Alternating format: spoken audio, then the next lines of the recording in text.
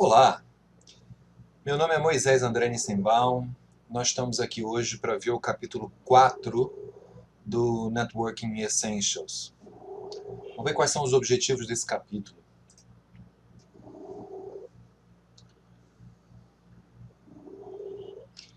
Primeiramente, explicar os recursos de um endereço IP. Explicar os recursos dos tipos diferentes de endereços IPv4. Configurar um servidor DHCP, saber o que é isso e configurar, né? Explicar a necessidade do endereçamento público e privado. Além disso, explicar a necessidade do IP versão 6. Tá? Vamos avançar aqui. Nós temos aqui o que é o endereço IPv4, né? Obviamente, a gente, para ter um computador numa rede, ou mesmo ligado na internet, eles precisam o quê? Eles precisam ter um endereço IP. Né? E esse endereço IP, ele é configurado na placa de rede de cada um dos equipamentos. Tá? Placa de rede a gente chama também de NIC, né? NIC, isso aqui. Network Interface Card. Ok? Então, o endereço IPv4 permite o quê? Que os computadores em uma rede possam se comunicar. Tá certo? Então esse é um dos objetivos, o principal objetivo de um computador numa rede. Né? Aqui a gente tem um exercíciozinho do Packet Tracer, é importante fazer esses exercícios, né? E aqui vai ser mostrado como é que se conecta um computador com um servidor da web, tá? Um servidor de páginas de internet. Vou deixar por conta de vocês fazerem esse Packet Tracer. Tá? Principalmente nesse capítulo, os Packet Tracers são muito importantes, né? Bom, e no computador, né? Como é que a gente configura o endereço IP de um computador? Normalmente a gente não precisa configurar. Só de ligar o computador, ligar na rede. A rede tem um servidor chamado servidor de DHCP que fornece automaticamente para o computador um endereço IP. Mas você pode também configurar manualmente este endereço IP, né? Através do painel de controle rede. Tá? E você pega nas configurações do adaptador e você pode configurar o endereço IP. Né? Mas, na verdade, o que é esse endereço IP? O endereço IP são 4 números separados por pontos. Tá vendo? Mas, na verdade, para o computador, para a máquina, não é esse número que ela lê. Ele lê um número binário, como esse aqui. Tá certo? Só que para a gente escrever esse número binário, que é um número binário de 32 bits, pode ser complexo. Tá? Então o que a gente faz? A gente separa de 8 em 8 bits, e cada um desses 8 bits, né, vão ser 4 vezes 8, que dá 32, cada um desses 8 bits vai formar o que a gente chama de octeto. Tá? Aí a gente pega os primeiros 8 bits, né, aqui, e transforma em decimal. E a gente vai ter esse 192 aqui. Tá? Depois a gente pega os próximos 8 bits, transforma em decimal. A gente vai ter esse 168 aqui. E assim por diante. Então, na verdade, cada um desses números decimais aqui, 192, 168, 15, isso representa, na verdade, um número binário de 8 bits. Um octeto. Claro? Então, em resumo, o endereço IPv4 é um número binário de 32 bits, que para o ser humano entender melhor, ele é representado por 4 números separados por ponto, 4 números decimais. Cada um desses 4 números representa um octeto ou 8 bits. Aqui ele está mostrando um método para transformar um número binário em decimal. Existem vários tutoriais na internet onde vocês podem aprender esse tipo de conversão, tá certo? É uma conversão que ele usa aqui o fato das potências de 2, tá certo? E aí vai somando as potências de 2 para achar um número decimal. Mas isso não vai ser importante no nosso curso. O importante aqui é que ele mostra que, na verdade, um número de 32 bits binário se transforma desta forma no endereço decimais com pontos. Tá? Aquilo que a gente explicou. Né? Aqui existe um site na internet que se chama Jogo Binário. Né? É legal para aprender a converter binário em decimal. Tá, mas para que serve esse endereço IPv4 numa rede real? Né? Então, a gente tem o seguinte, né? Todo o endereço IP, ele se separa, endereço IPv4, né, ele se separa em duas partes. Uma parte que a gente chama parte de rede e outra parte que a gente chama parte de host. Fazendo uma analogia com os endereços na vida real. Né? Todo endereço tem o quê? Tem o nome da rua e o número. Tá certo? Numa mesma rua, você pode ter várias casas, cada uma com o seu número. Tá certo? Então, analogamente, numa mesma rua, ou seja, numa mesma rede, todos os computadores têm a parte de rede igual. Então, observe aqui esse da esquerda.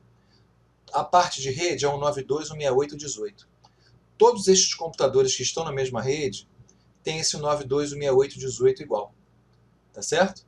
Já numa outra rede, essa outra rede tem a parte de rede que é 192.168.5.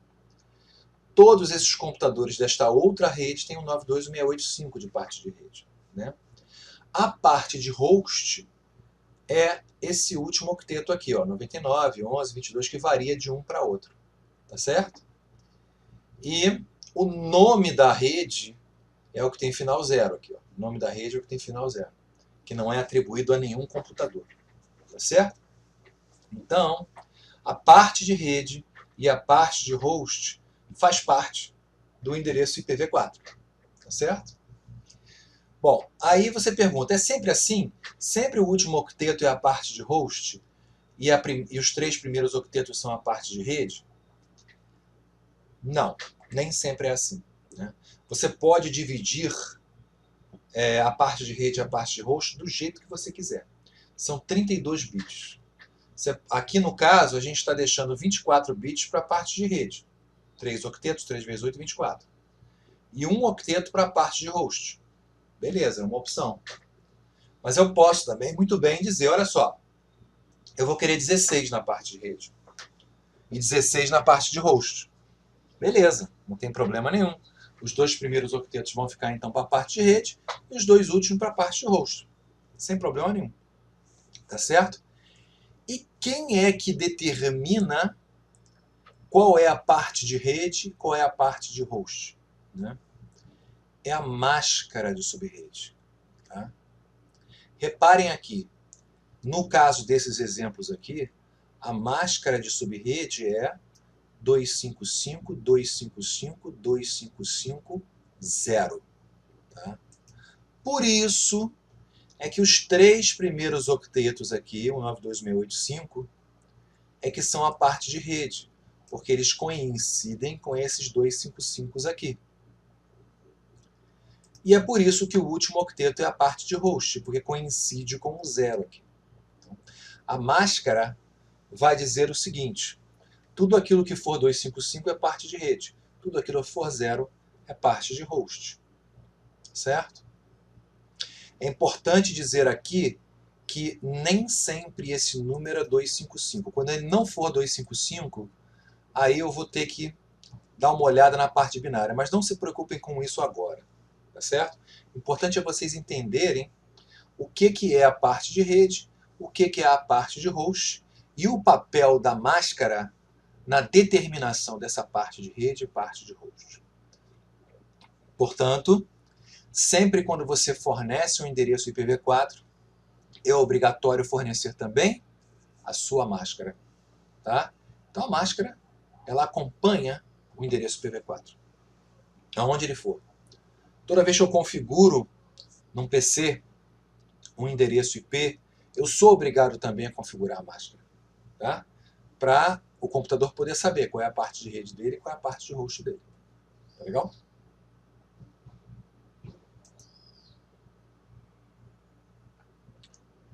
Aqui tem um exercíciozinho sobre isso, importante fazer.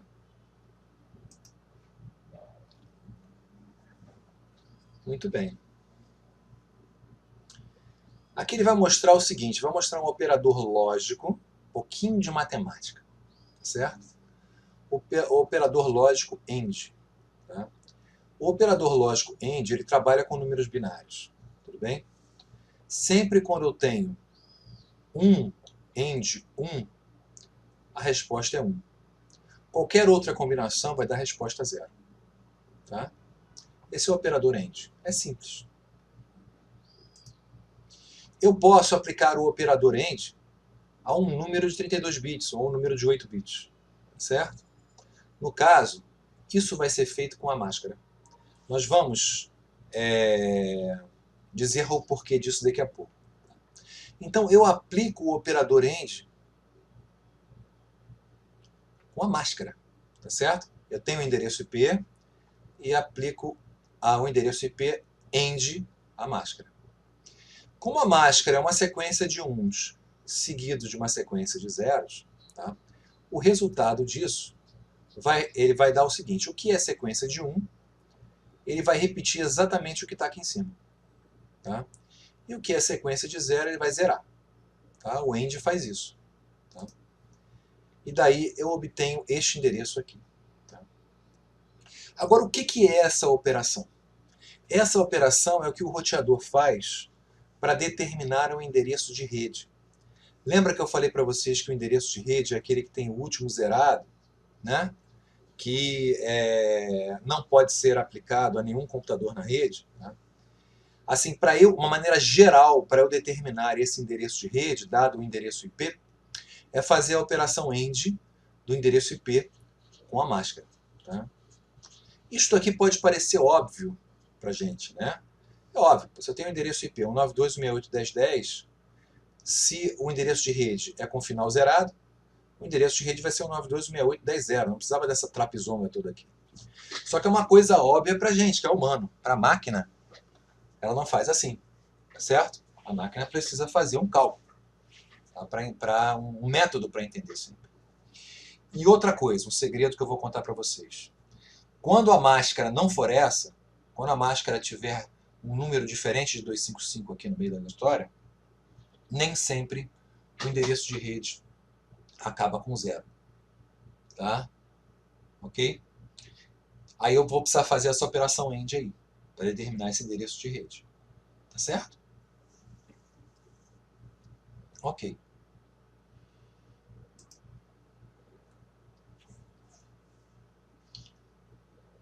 Uma coisa importante também, né? Se dois computadores estiverem endereçados na mesma rede, ou seja, se eles tiverem as partes de rede iguais, eles vão poder se conectar através de um switch. E aí eles vão conseguir comunicação entre eles. Tá? Se eles tiverem redes diferentes, a gente vai precisar de botar um roteador aqui para conectar redes diferentes. Tá certo? Neste caso aqui, observando, ó, a máscara é 255, 255, 2550. Este endereço aqui, 92.168.144, e este endereço aqui, 192.166, eles estão na mesma rede, porque o 192.168.1 é o mesmo para os dois, certo? Então esse é um caso simples. E este caso simples, ele vai jogar aqui o binário para explicar a maneira pela qual as máquinas obtêm essa informação. Estou na mesma rede. Né? Como é que se faz isso? Você faz uma operação AND com o endereço IP e a máscara, e aí você acha o endereço de rede. Com outro endereço IP, você também faz uma operação AND e acha o endereço de rede. Se os dois endereços de rede forem iguais, significa que eles estão na mesma rede. Tá certo? Então, uma coisa que o ser humano visualmente já nota aqui, para a máquina é necessário fazer essa conta. E já adiantando, quando aqui não for 0, por exemplo, for 248 ou 224, ou quando eu estiver no meio aqui, em vez de 255, tiver um outro valor, eu vou precisar fazer assim. No olho eu não vou conseguir ver, tá certo? Eu vou ter que fazer igual a máquina, tá? Não é o nosso caso aqui. O nosso caso é entender este mecanismo, tá certo? Então, e por que é importante saber se dois computadores estão na mesma rede? Para poder saber que eu posso conectar eles por meio de um switch, tá? Porque se eles estiverem em redes diferentes, eu vou precisar do roteador.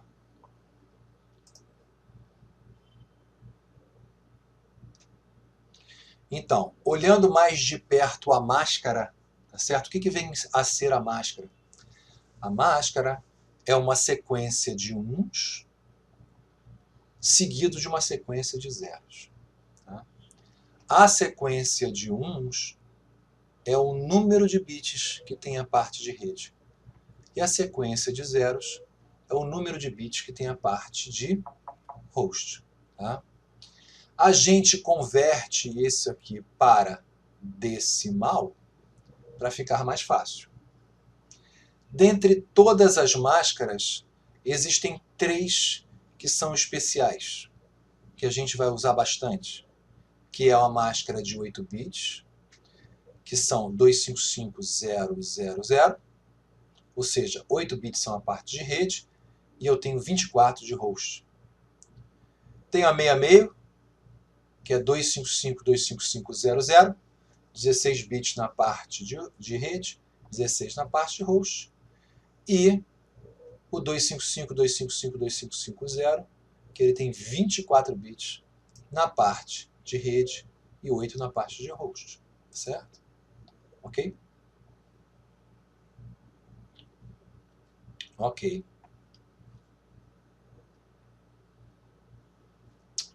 Beleza. Para eu determinar quantos computadores eu posso colocar dentro de uma rede, isso vai depender da máscara. Tá? Vamos olhar essa aqui. Essa aqui tem 24 bits de rede e 8 bits de host. Quantos computadores eu posso colocar nessa rede? É só pegar a parte de host, são 8 bits, né? E aí eu faço 2 elevado a 8. Tá? 2 elevado a 8 vai dar 256. Só que o primeiro endereço e o último endereço eu não posso usar para computadores. Então, na verdade, apesar de eu ter 256 endereços diferentes nessa rede, eu só vou poder usar 254. Então, qual é a regrinha geral? Quantos computadores, quantos hosts eu posso ter numa rede? Pego aqui a parte de host, o número de bits da parte de host, faço 2 elevado a esse número de bits e subtraio 2.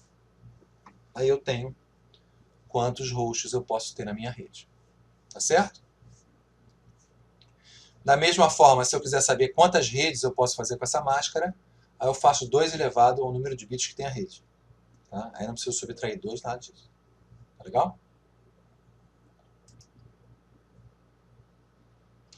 Aqui é um laboratório importante também para usar a calculadora do Windows para fazer a conversão binário, decimal, decimal, binário.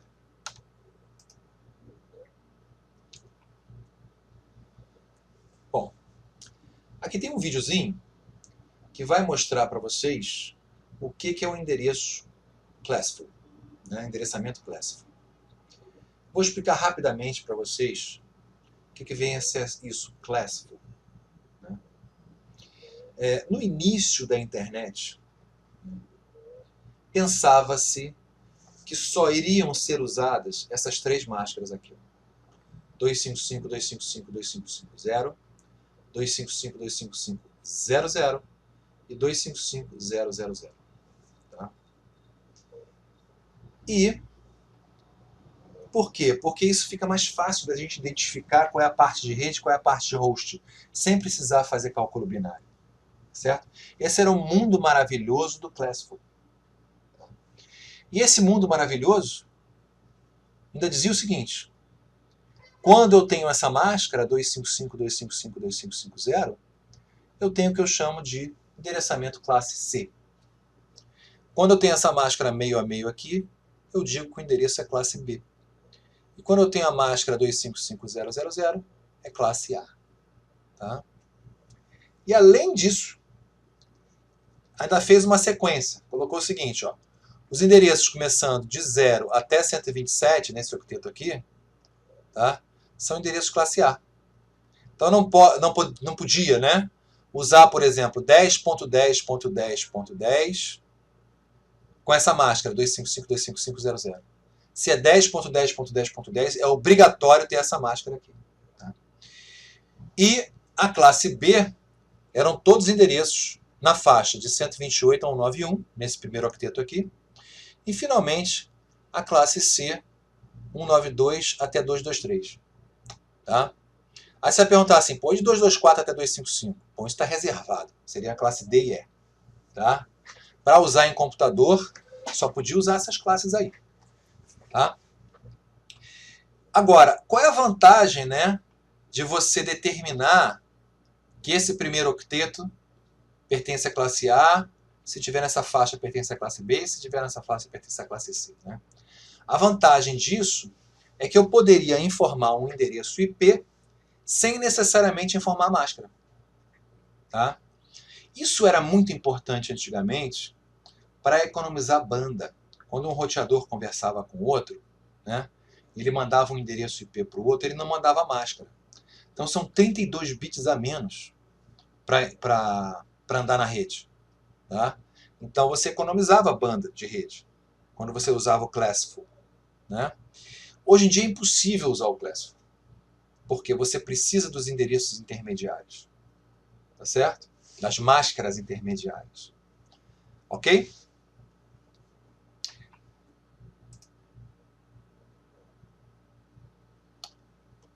Muito bem. Falar um pouquinho sobre o endereçamento IPv4 privado. Tá? Existem 3 faixas de endereços que são muito usadas em redes locais. Tá? É a rede 10, a rede 172.16 até 172.31 e a rede 192.168. Certo? Essas 3 faixas de rede aqui, elas não são roteáveis pela internet. Tá?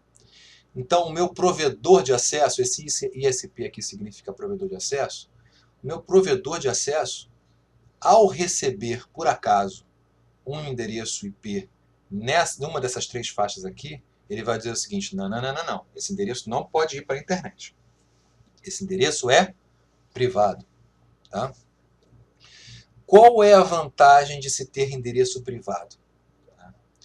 Eu posso, na rede da minha casa, endereçar os meus computadores com esse endereço IP aqui, 9268.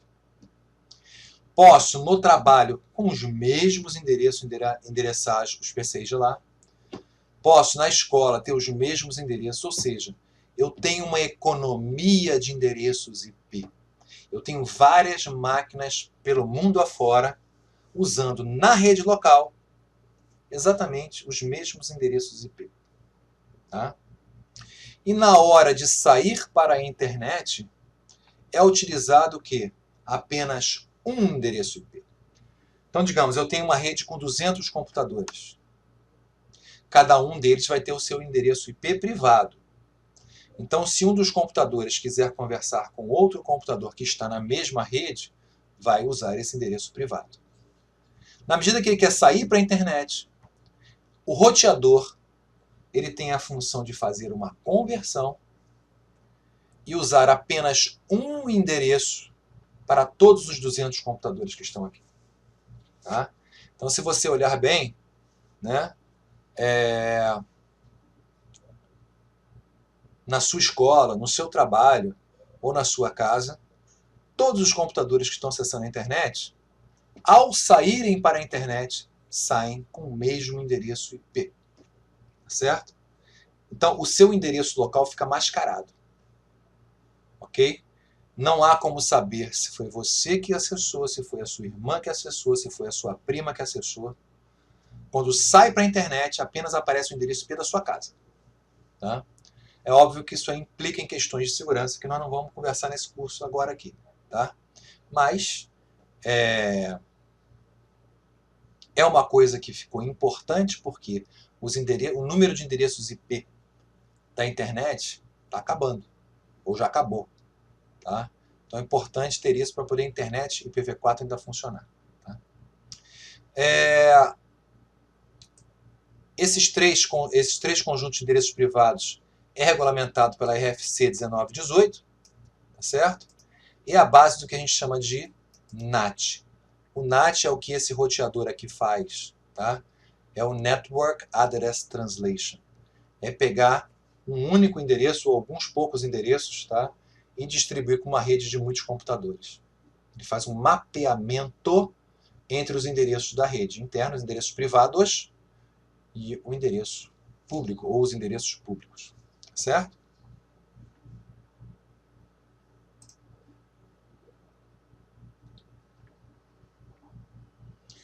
Muito bem. Vamos conversar agora sobre os endereços públicos. Tá? Cada um de nós recebe em nossa casa, para poder acessar a internet, um endereço público. Tá? Se eu colocar aqui meuip.com.br, eu vou visualizar o meu endereço público, que é esse aqui. Tá certo? Este endereço, o Velox me deu. Tá certo? Porque o meu provedor é o Velox. Então, se eu desligar e ligar o modem, provavelmente eu vou obter um outro endereço IP diferente. Mas eu fico com apenas um endereço IP para todos os computadores da minha casa. Tá certo? Isso é dado pelo meu provedor. Mas para quem é que dá para o meu provedor este endereço IP para ele me dar? Ele está me alugando, na verdade, esse endereço IP. Tá? Mas ele obteve de alguém. Tá? Então, existe uma organização mundial que regula todos os endereços IP, que se chama IANA, fica nos Estados Unidos. Tá certo? Agora, o IANA não dá para mim o endereço. O IANA é enorme, tá certo? O IANA ele fornece os blocos de endereços para entidades regionais. Tá? Por exemplo, aqui na América do Sul é o LACNIC. Na América do Norte é o ARIN. Então, o IANA ele dá para cada uma dessas instituições um bloco de endereços IP. Tá? O que mais? Aqui, por exemplo, na América do Sul, o LACNIC vai pegar e vai dar para o registro.br, que é o nosso órgão regulamentador aqui no Brasil, vai dar para o registro.br, para o Brasil, um bloco de endereço IP. Tá? E aí o registro.br distribui para os provedores. Aí sim, os provedores distribuem para a gente. Certo? Então é mais ou menos esse esquema hierárquico da distribuição de endereços IP válidos, aqueles que são públicos, não são privados. Tá certo? Aqui tem uma atividadezinha interessante, tá? Para vocês perceberem quais são os endereços públicos e privados.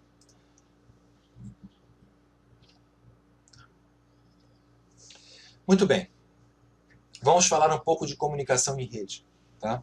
Existem 3 tipos de comunicação em rede: unicast, broadcast e multicast. A transmissão unicast significa uma transmissão de 1 para 1. Ou seja, um host quer conversar com outro host e fica apenas ele conversando com outro host, sozinho, os dois conversando. Certo? Equivale, por exemplo, a eu pegar o telefone, ligar para você e nós dois conversamos. É uma conversação de 1 para 1. Tá? Ok. Já a transmissão em broadcast, né, é uma transmissão de 1 para todos. Tá? Então, eu posso criar um pacote aqui. Tá? Eu coloco como endereço de destino o endereço de broadcast. Qual é o endereço de broadcast? O endereço de broadcast é o último endereço de uma rede. No caso de uma rede 255.255.255.0, o broadcast é o endereço IP seguido de 255. Por exemplo, 172.16.40/24. Esse /24 aqui, gente, significa a mesma coisa de 255.255.255.0. Tá? São 24 bits de rede. Tá? É uma outra maneira de dizer a máscara, ok? Mais resumida. Então, qual é o endereço de broadcast dessa rede aqui? É 172.16.4.255. Tá certo? Agora, se eu quiser também atingir todos, eu posso usar um endereço de broadcast limitado, que é esse 255, 255, 255, 255. Esse é o endereço de broadcast. Tá? Então eu posso também usar esse. Ok? É um para todos. No caso do unicast, quando o pacote sai daqui, ele sai com o endereço IP do destino, 72.16.4.253. Esse aqui não. Quando o pacotinho IP sai daqui, ele sai com o endereço 255, 255, 255, 255. Tá certo? Aí vai para todos da rede. Importante, nunca um broadcast atravessa um roteador. O limite de broadcast é a porta de um roteador. Atravessa tranquilo o switch. Agora o roteador não atravessa não. O roteador bloqueia o broadcast. Tá? Ou seja, o broadcast é limitado à rede. Ele não passa de uma rede para outra. Ok? Por isso chama broadcast limitado.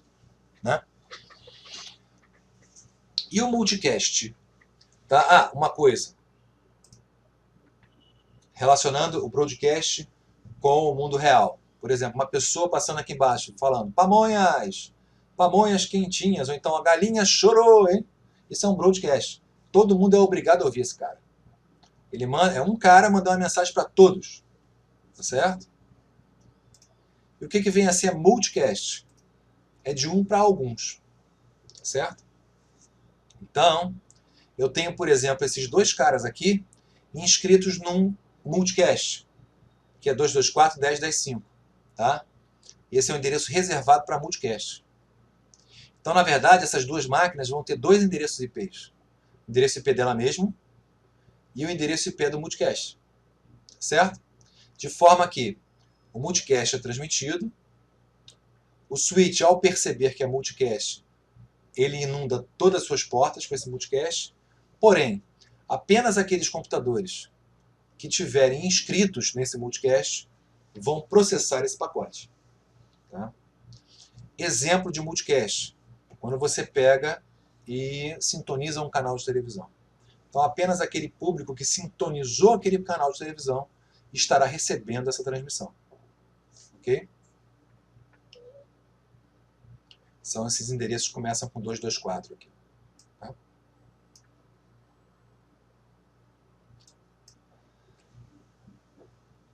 Mais uma atividadezinha.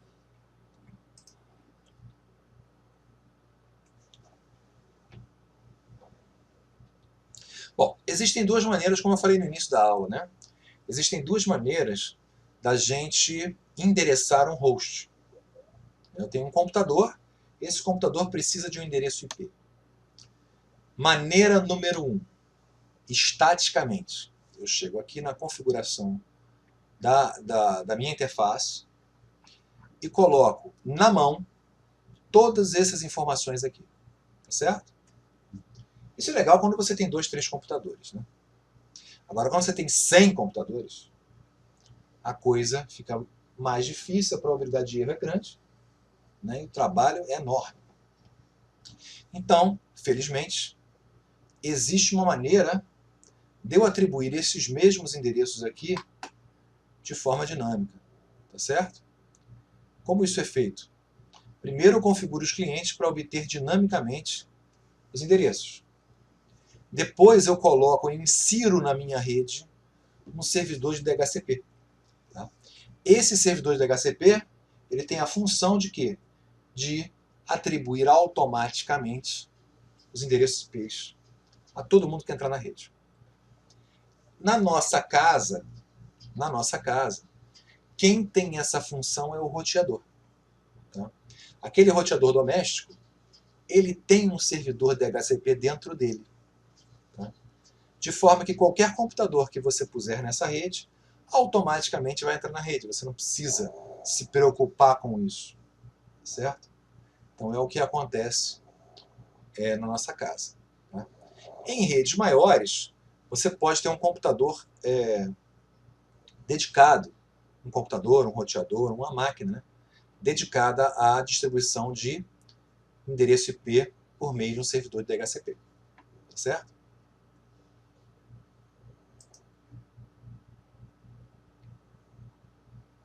Aqui o que a gente está falando, olha só. Tem vários tipos. Por exemplo, eu tenho uma rede corporativa. Aqui, no caso, tem um servidor, uma máquina, que serve de DHCP. Numa rede caseira, é o roteador que vai servir de servidor de DHCP. Né? No caso aqui, de um cliente em casa, acessando a internet, o provedor é que vai dar um endereço IP válido para ele, por DHCP também. Certo? E assim vai. Tudo bem? Então, dentro do provedor, tem um servidor DHCP para distribuir IP para todos os clientes. Tá? Então, dependendo do contexto, o servidor de DHCP vai ser um ou outro. Mas, sempre uma rede tem que ter um servidor DHCP, senão a gente fica maluco. Tá certo? Agora, existe então, qual é a função? Por que então as máquinas têm essa opção de endereçamento estático, se tudo tem DHCP? Né? Que em certos casos, é importante colocar endereço estático. Porque o endereço DHCP é automático, é bonitinho e tal, mas ele varia. Toda vez que eu ligo a máquina, ela vai ter um endereço IP diferente. E tem certas máquinas da minha rede que eu quero que tenham sempre o mesmo endereço IP. Tá? Por exemplo, servidores, impressoras, os próprios roteadores e switches. Né? Então são máquinas que precisam ter um endereço IP fixo. Esses eu configuro na mão. Tá?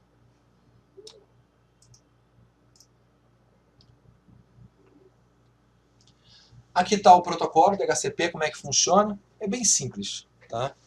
Assim que um computador é ligado, ele manda uma mensagem para a rede que se chama DHCP Discover. Tá? Ele procura por servidores. Né? Se tiver um servidor DHCP na rede, ele vai receber essa mensagem e vai responder, olha, eu sou um servidor DHCP e eu tenho um endereço IP para oferecer para você, tá afim? Aí ele responde assim, ó, DHCP Request. Ah, eu quero sim. Por favor, me dê esse endereço IP. Aí o servidor, pois não, ele é seu. Então, esse aqui acaba de alugar, entre aspas, o endereço IP do servidor DHCP. E ele fica responsável por o quê? Por reservar esse endereço IP para essa máquina aqui. Nenhuma outra máquina na rede vai receber esse endereço IP, enquanto essa máquina estiver alugando esse endereço IP. Se essa máquina ficar desligada durante muito tempo, o servidor DHCP vai pensar assim, venceu o aluguel. Já posso usar esse endereço IP com outra máquina. Tá certo? Então é mais ou menos assim que funciona o DHCP. Tá? É importante dizer que muitas dessas mensagens aqui são dadas em broadcast. Tá?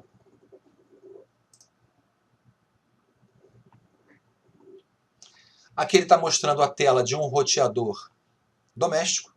Tá? E como é que eu configuro o endereçamento, o servidor de DHCP nesse roteador doméstico? É muito simples. Eu preciso dar um endereço IP para o roteador vai ter um endereço IP fixo, certo? E aí eu digo, qual é o intervalo? Eu tenho que habilitar o servidor e dizer qual é o intervalo de endereços que eu vou usar. No caso aqui, ele vai começar no endereço .100 e vai fornecer 50 endereços IPs. Então vai do 100 ao 150. Tá? Só isso, é muito fácil a gente configurar um servidor de DHCP num roteador doméstico. Tá? Importantíssimo esse Packet Tracer, vai mostrar como é que funciona e como é que se configura o endereçamento IP num roteador doméstico.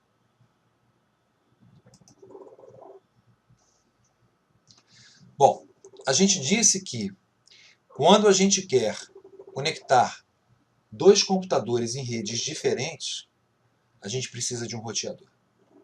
Tá? Como é que isso é válido na rede? Né? Todo o endereçamento IP que eu faço na minha interface de rede, né, eu vou configurar, além do endereço IP e da máscara, eu vou configurar também um gateway padrão. Tá? O que significa o gateway padrão? A máquina é informada de que toda vez que ela precisa transmitir para uma rede diferente da dela, ela vai mandar para esse gateway padrão. Na prática, quem é esse gateway padrão? É o endereço IP do roteador. Ou seja, se eu preciso de um roteador para conversar com outras redes, obviamente eu tenho que saber o endereço IP desse roteador. Senão eu não sei para quem mandar esse pacote. Tá? Eu tenho dois computadores na mesma rede. O pacote vai de um para o outro direto, pelo switch, sem problema nenhum. Agora, se um desses quer falar com a internet, por exemplo, a internet é outra rede. Então eu preciso mandar o pacote para o roteador. Tá? E o roteador vai saber o que fazer com ele. Então essa é a configuração do gateway padrão, é a configuração do endereço IP do roteador. É importante. O servidor de DHCP já manda essa informação para os clientes. Então, é por isso que a gente entra na rede e usa a internet direto, sem se preocupar com tudo isso. Tá? Mas o técnico, você que está fazendo o curso, tem que saber disso. Né?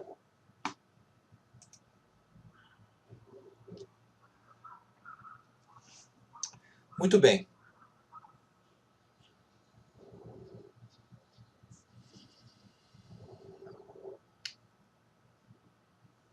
Agora a pergunta quem é? Quem está na rede interna?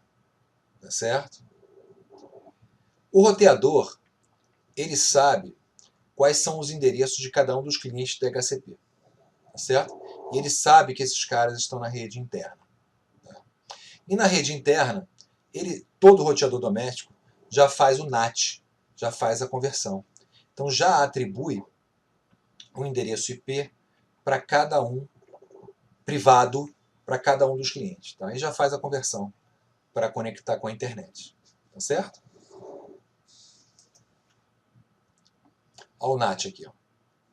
Então o NAT faz essa conversão. O que é o NAT? Nada mais é do que uma tabela que fica dentro do roteador, que diz, associa o endereço IP de cada um das máquinas, tá certo?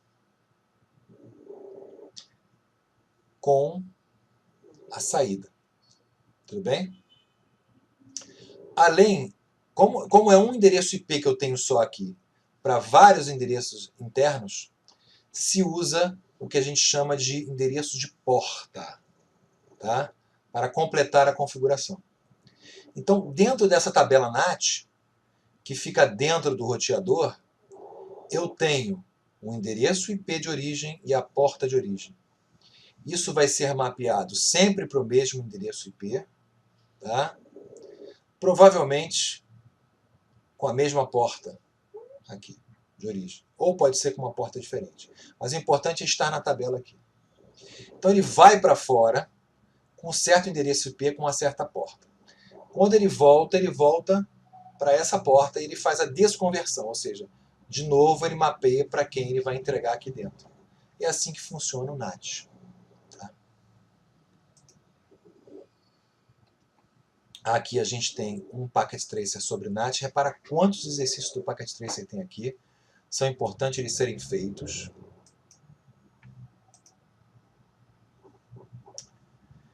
E finalmente vamos chegar aqui na última parte dessa aula, que é a parte do IPv6. Tá? O que é o IPv6? É uma nova versão do IP, do protocolo IP, na qual a principal mudança é o tamanho do endereço IP. Tá? Como eu já afirmei anteriormente, os endereços IPv4 já acabaram. Não tem mais como distribuir o endereço IPv4. Tá? Então foi criado o endereço IPv6 como principal motivação de ter um novo espaço de endereços. Por isso, esse endereço IP tem simplesmente 128 bits. O endereço IPv4, lembre-se, só tem 32 bits. Esse tem 128. Tá? Com o endereço IPv4, eu posso endereçar mais ou menos 4 bilhões de máquinas. Antigamente achava-se que isso ia ser muito. Aliás, desses 4 bilhões, é tanto endereço reservado que vão sobrar só uns 2 bilhões para usar. Isso aí já acabou há muito tempo. Tá? Com o IPv6, é tanto endereço, são decilhões de endereços. Tá? É tanto endereço IPv6 que tem, que a gente poderia colocar um endereço IPv6 em cada grão de areia da Terra, que ainda sobrava endereço.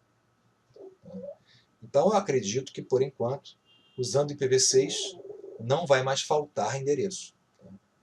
Mas, porém, contudo, todavia, existe uma transição, tem que se transicionar do IPv4 para o IPv6.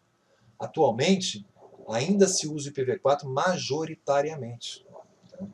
Existem grandes movimentos para se migrar para o IPv6, mas isso ainda vai demorar um tempinho. Tá?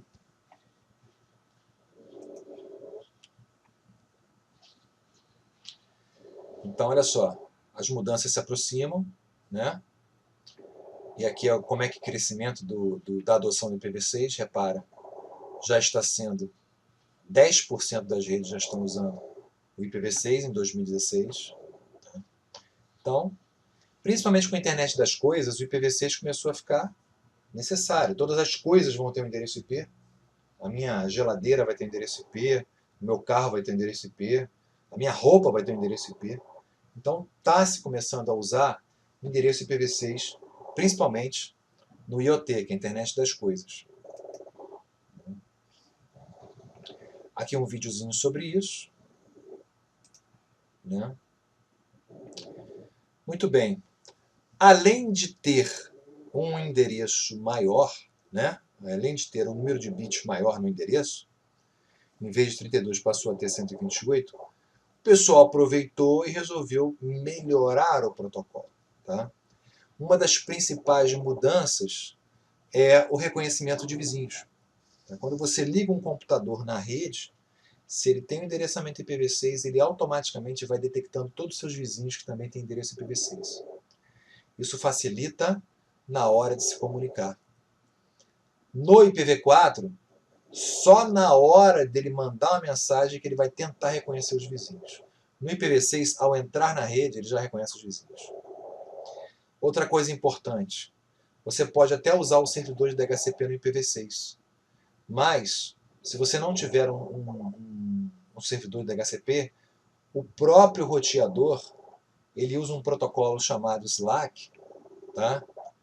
Para atribuir o endereço IP de todos os computadores, todos os hosts que estão na rede. Tá? É diferente do DHCP, é mais rápido do DHCP e é mais prático do DHCP. E você pode usar em conjunto com o DHCP.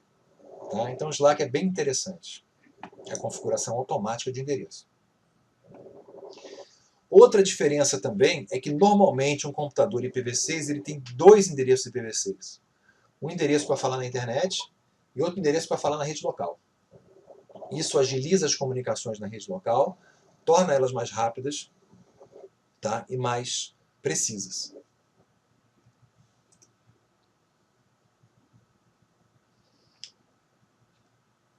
O endereço IPv6, como vocês veem, são 128 bits.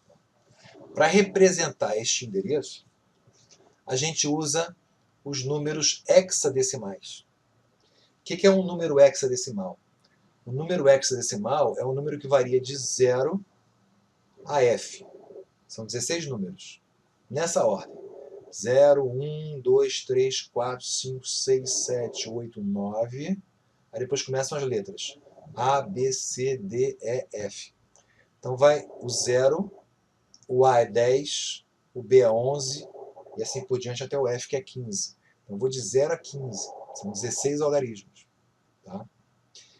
Cada um desses algarismos aqui, que é um algarismo hexadecimal, ele representa 4 bits. De modo que o que está antes desses dois pontos aqui, esse 2001 aqui, a gente chama de hexteto. Não mais octeto, hexteto, são 16 bits. E eu tenho 1, 2, 3, 4, 5, 6, 7, 8 hextetos. 8 vezes 16 vai dar os 128 bits. Escrever um número IPv6, um endereço IPv6, pode ser uma coisa muito longa. Tá? Mas é notável como esses endereços IPv6, do jeito que o IANA está distribuindo, é notável a quantidade de zeros que ele tem muitos zeros. Então existe uma notação compactada. Tá? Para a gente compactar este endereço, ou seja, na hora de escrever ele de uma maneira mais fácil, eu tenho duas regrinhas. A primeira regra é omitir o zero à esquerda. Então repare, esse endereço 2001, 0db8, vai passar a ser 2001 db8. 0000 vai passar a ser só 0. Né? e 0,200 vai passar a ser só 200. Assim já dá uma compactada, né?